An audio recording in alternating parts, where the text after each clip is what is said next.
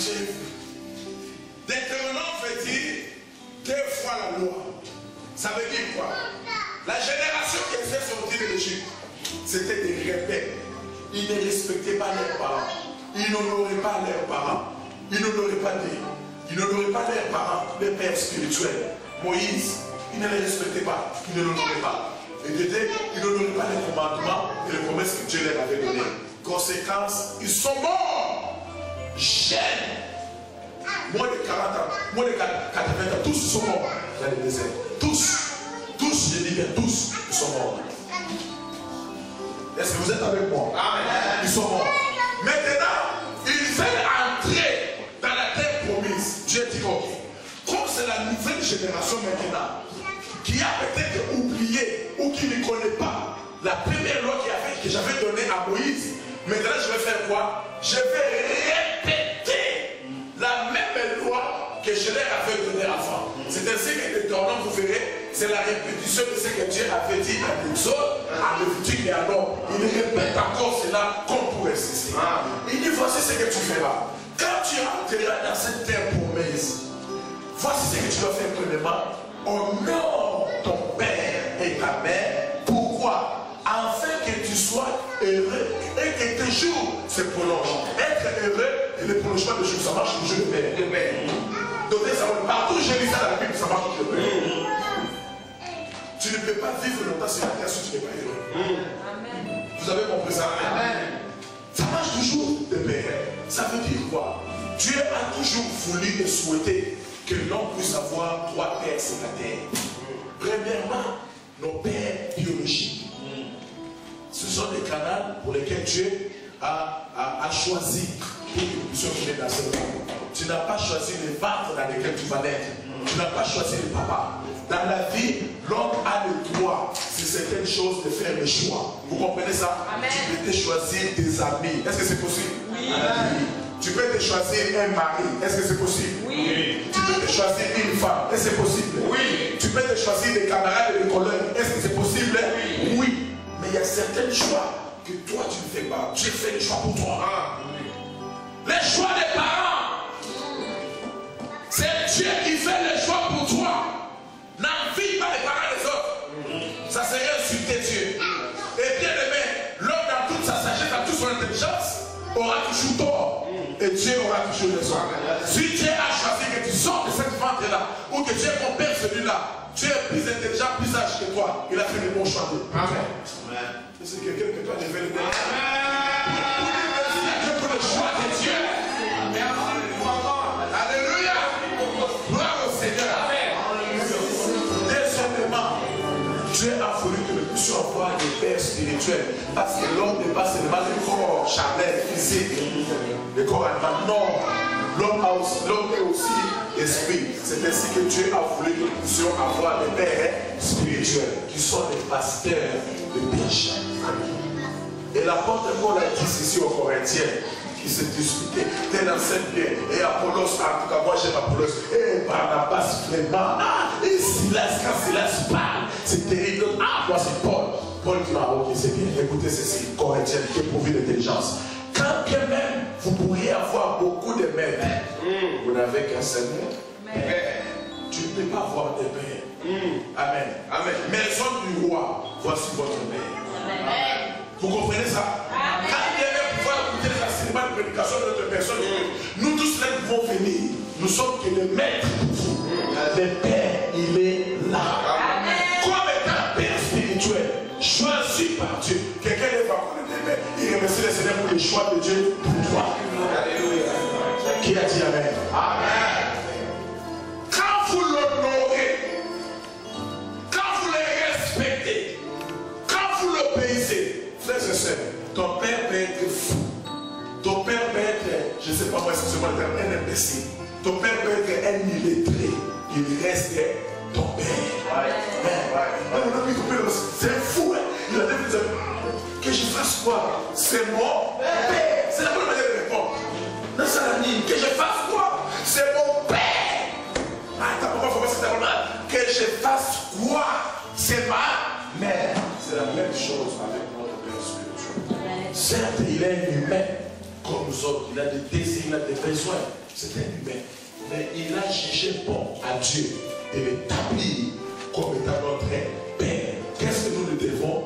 Nous lui devons l'honneur et le respect. Respect, considération. Ça, j'ai compris ça dans le monde anglophone. C'est la raison pour laquelle les anglophones vivent longtemps par rapport aux francophones. Ils s'honorent, regardez les Nigériens, des mafias.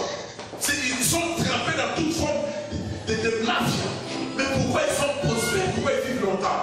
Ils apprennent à respecter l'homme de Dieu. That's my dad, that's my dad. Ils appellent les personnes my dad. Ça veut dire que la même considération et le respect que je donne pour mon père biologique, je max la fois D pour mon père spirituel. Ce que je fais père pour mon père biologique, je le ferai à deux. Je doublerai cela pour mon père spirituel. Vous avez compris ça? Et qu'est-ce qu'il y a comme conséquence? Des jours se prolonger. Si c'était arrêté que tu mourras à 60 ans ou à 50 ans, en faisant cela, nous faisons quoi?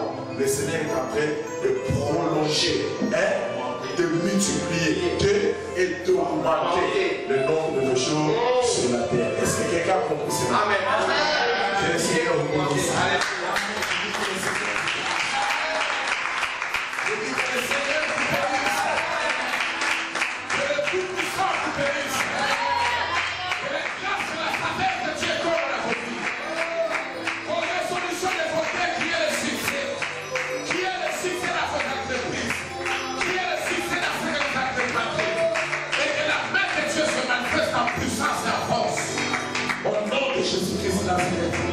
Que vos ennemis tombent sous votre pouvoir.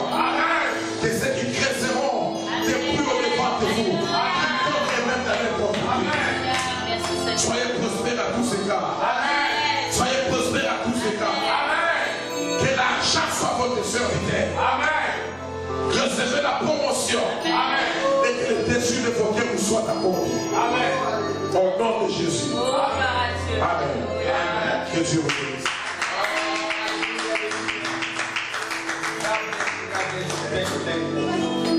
Acclamons encore le Seigneur. Voilà. Là, c'est un papa, c'est un pasteur qui a parlé. Amen. Vous êtes avertis, vous êtes instruits, vous êtes enseignés qu'il y a deux endroits où nous sommes destinés à aller. Amen. Dieu ne te forcera pas à aller dans ces endroits, mais il t'offre le choix. Amen. Ce que tu choisis aujourd'hui va déterminer là où tu passeras ton existence. Premièrement, il y a le ciel. Dieu veut que nous puissions y aller, passer l'éternité avec lui. Et deuxièmement, ce qui est plus dangereux, il y a le séjour des morts, qu'on appelle la seconde mort, les temps de feu, avec sa salle d'attente qui est l'enfer. Et Dieu ne veut pas que nous puissions y aller là-bas. Et Dieu ne veut pas t'envoyer là-bas de force.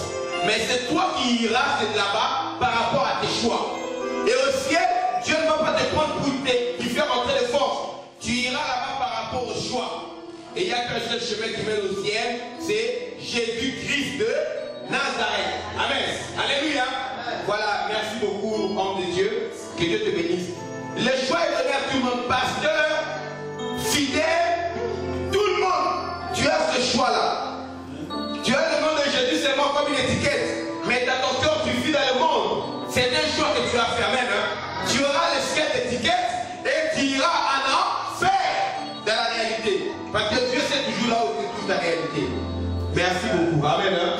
Il n'y a rien de plus précieux que quelqu'un qui réveille nos âmes. Il n'y a rien de plus précieux que ça. Amen. Parce que les bénédictions et les voitures, ça se perd. On peut poser sur toi. Tu vois, tu vas rouler une Mercedes. Oui, il y a des gens qui vendent la drogue qui n'ont pas besoin de prophétie, qui roulent en Mercedes.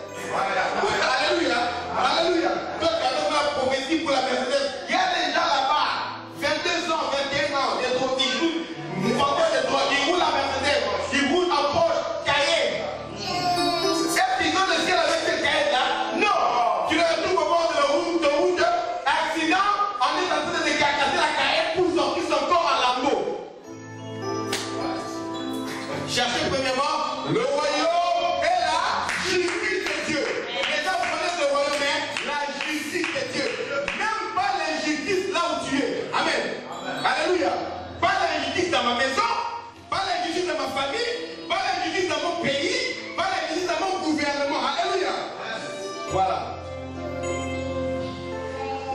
Merci, homme de Dieu. Et je bénis pour moi le Seigneur. Merci pour cette parole qui nous a fait revenir. Ça nous motive à évangéliser encore davantage. Amen. Hein? Ça nous motive vraiment à travailler encore davantage dans l'évangélisation.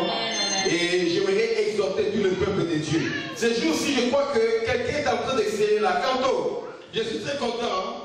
Hein? Je suis vraiment très content de toi. Quelqu'un invite ses amis à la prière, c'est essentiel. Dieu bénira Canto. Invite aussi tes amis, tes membres de famille. Amen. Invite-les et Dieu te bénira à cause d'eux. Amen. Voilà, tiens-nous debout. Nous allons prier pour l'offrande.